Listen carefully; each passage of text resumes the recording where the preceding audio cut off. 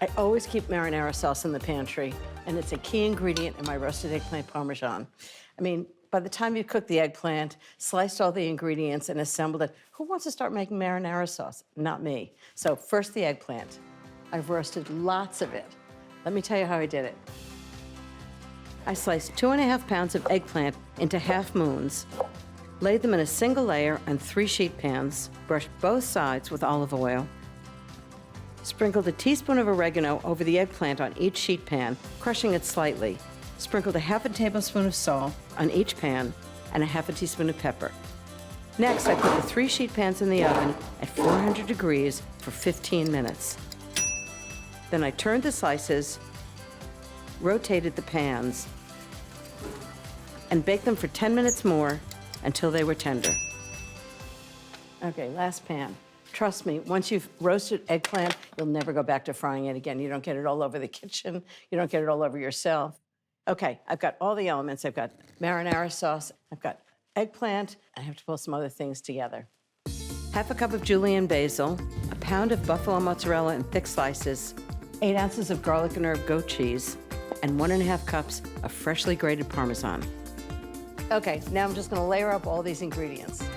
I'll start with 1/3 of the marinara in the pan, spread it out, then add 1/3 of the roasted eggplant, 1/3 of the julienne basil, 1/3 of the buffalo mozzarella slices, 1/3 of the goat cheese, and 1/3 of the Parmesan. I always grate it myself.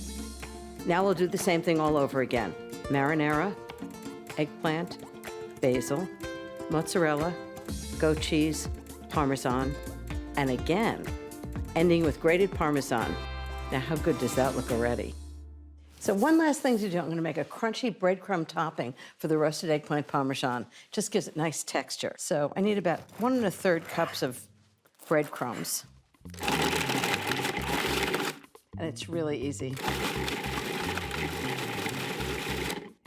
Just a few more things to add to give it great flavor. First, 4 minced garlic cloves, then 1/4 cup of chopped fresh basil. I'll pulse them just to combine.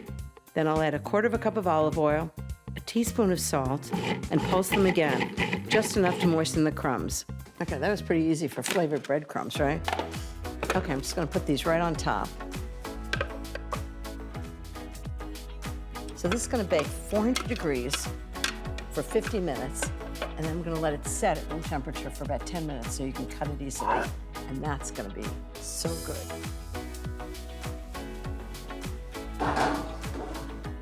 Okay, this is my roasted eggplant Parmesan. How good does that look?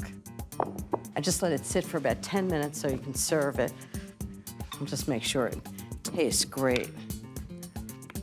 Wow.